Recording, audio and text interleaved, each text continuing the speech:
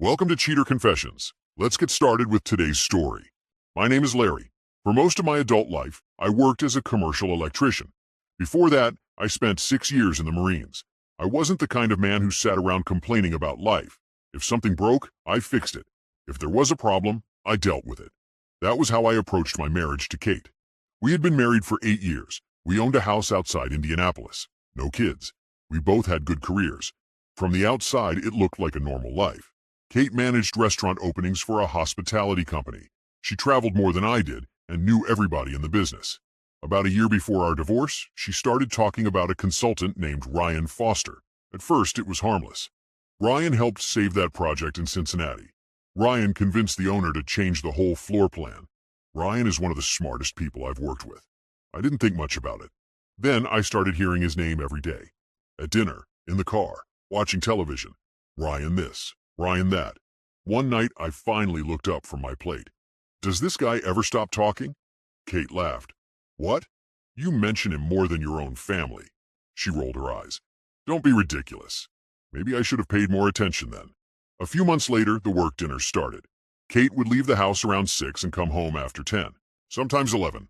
Always the same explanation. Client dinner, vendor meeting, opening strategy. I never checked her phone, never followed her, never played detective, but I paid attention. One Thursday evening, she walked into the kitchen while I was cleaning up after work. Another dinner tonight, she said. With who? A few people from the company. I nodded. Then she grabbed her purse a little too quickly. Don't wait up. That answer bothered me. Not because of what she said, because of how fast she said it. I watched her drive away. Then I checked the restaurant she had mentioned earlier that week, a place downtown called Hawthorne Grill. I looked at the clock. 6:42. Then I grabbed my truck keys. If everything was innocent, I'd have dinner and drive home. If it wasn't, I'd find out tonight. Either way, I wasn't interested in guessing anymore. I parked across the street from Hawthorne Grill and sat in my truck for about 10 seconds. Not because I was nervous, because once I walked in, there was no going back. The place was busy. Thursday night crowd, couples, business meetings, families. I stepped inside and scanned the room. It took me less than 5 seconds to find Kate. She wasn't sitting with a group. She wasn't sitting with clients. She was sitting alone in a corner booth with Ryan Foster. I recognized him immediately from pictures on her company website. Expensive watch, perfect haircut. The kind of guy who spent more time looking successful than being successful. What caught my attention wasn't him. It was Kate. She was smiling in a way I hadn't seen in months. Ryan leaned forward and touched her hand. She didn't pull away. That was enough for me. I walked straight across the restaurant. Kate looked up first. The color drained from her face. Larry? Ryan turned around. His smile disappeared. I stopped beside the table. Nobody said anything for a moment. Then Kate stood up. This isn't what it looks like. I almost laughed. Really? Ryan cleared his throat. Look, man. I cut him off immediately. Don't. The word came out flat and hard. He shut his mouth. I looked directly at Kate. You told me this was a company dinner. It is. No. I pointed at the empty seats around the table. This is a date. A few nearby customers had started paying attention. Kate lowered her voice. Can we talk outside? We can talk right here. Ryan shifted uncomfortably. Kate looked furious now. You don't trust me? I stared at her for a second. Then I nodded toward Ryan. You brought another man to dinner and you're asking me about trust? Neither of them had an answer. That told me everything. I reached into my pocket and placed my wedding ring on the table. Kate's eyes widened. Larry, don't do this. I'm not doing anything. I looked at Ryan, then back at her. You already did. I turned and walked away. Kate called my name before I reached the door.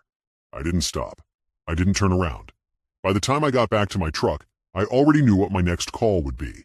Not to my wife, to a lawyer, because some decisions don't need a second meeting.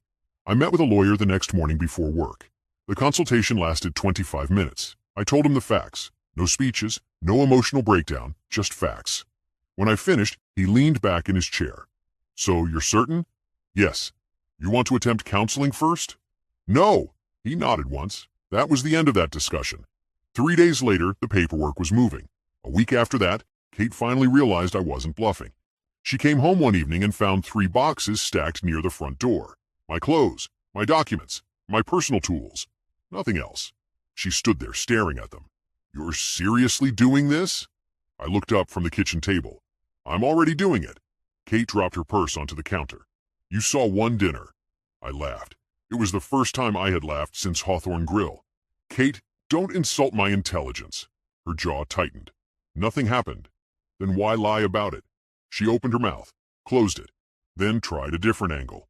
Ryan understands my career. There it is. What? The real answer.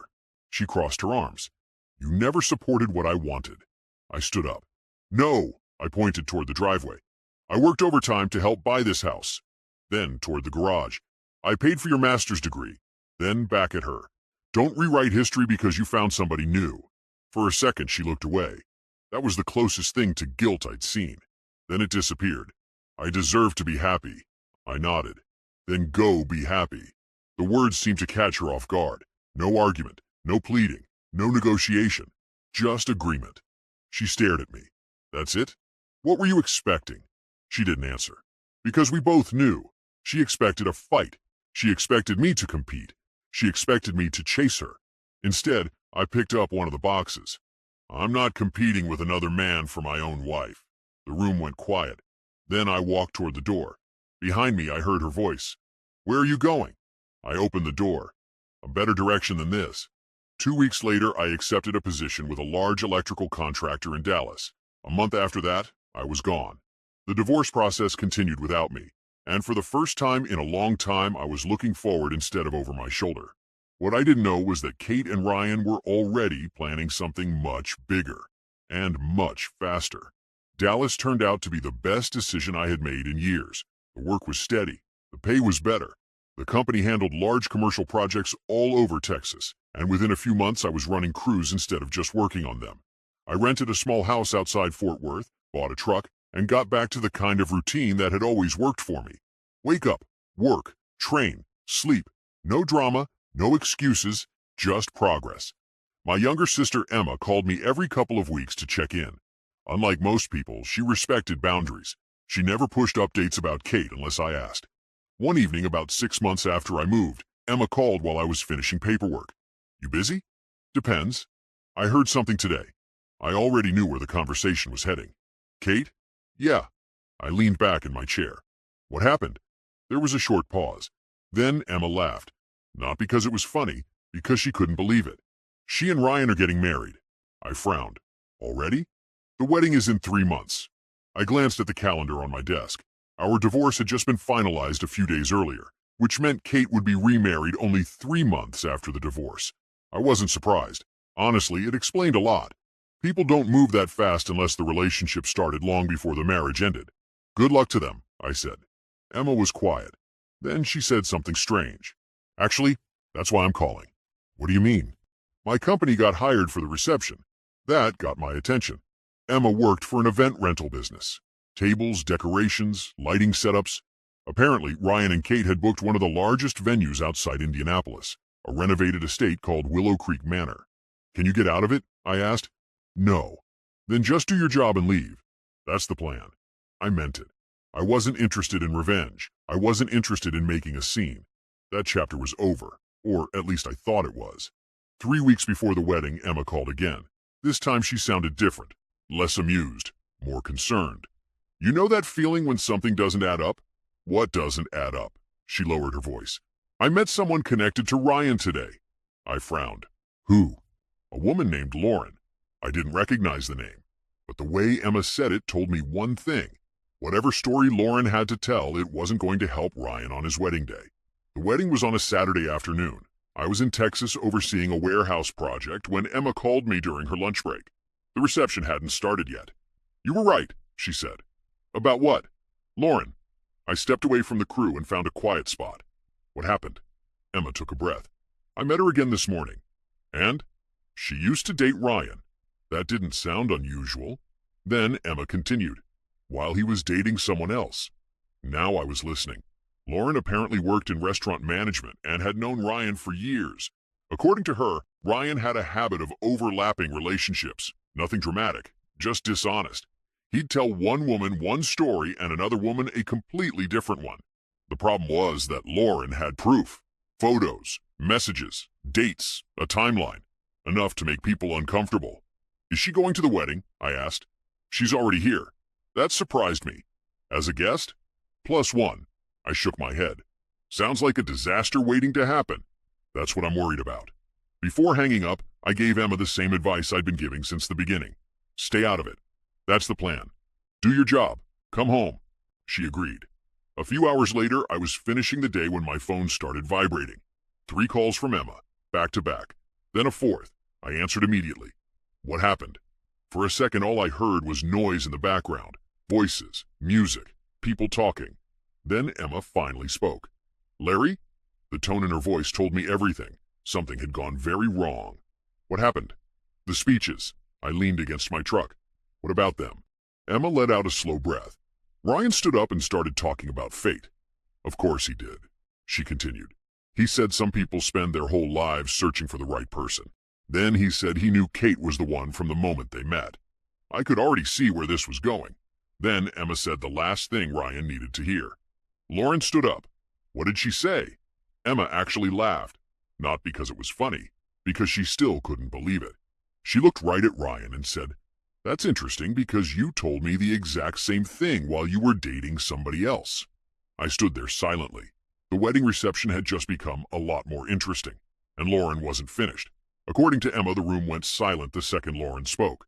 Ryan froze. Kate looked confused. Most of the guests had no idea who Lauren was.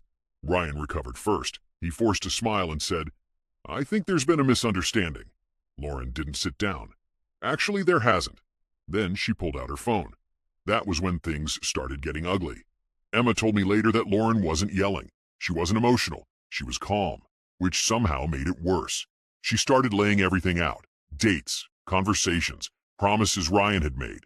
One detail after another. Not years ago. Not before Kate. During the period when Ryan and Kate claimed they had fallen in love. The room became very uncomfortable.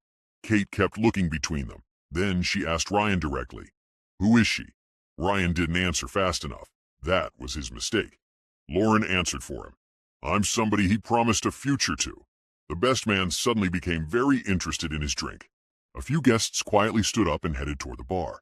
Ryan tried to take control again. Lauren, this isn't the place. She nodded. You're right. Then she delivered the line that people would be talking about for weeks afterward. She looked directly at Kate and said, If he'll leave a relationship to start one with you, eventually he'll leave yours to start one with somebody else.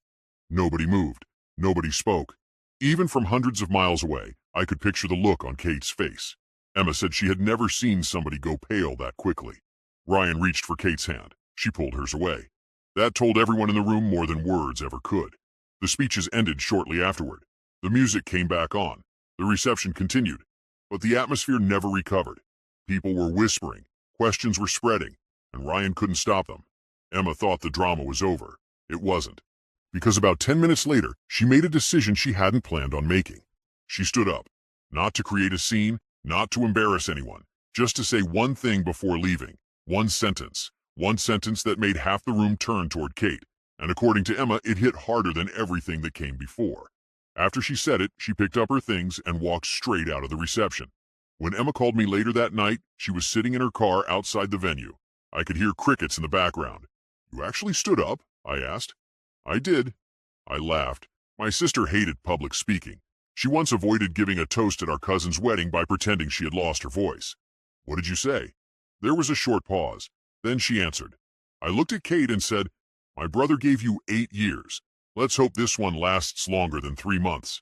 I leaned back in my chair. Simple. Direct. No screaming. No insults. Just the truth. What happened after that? I asked. Nothing. What do you mean?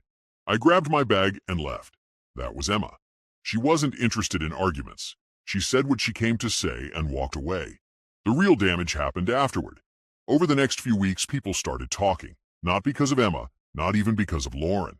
Because once questions started, more answers followed. A former client came forward saying Ryan had tried flirting with her during a consulting project. Then another story surfaced. Then another. Nothing explosive by itself. But together they painted a picture. Ryan wasn't the man people thought he was. He was a guy who constantly blurred lines whenever it benefited him. Word travels fast in business circles, especially hospitality. Within 2 months, several contracts disappeared. Then more. Then Kate started hearing things she didn't like.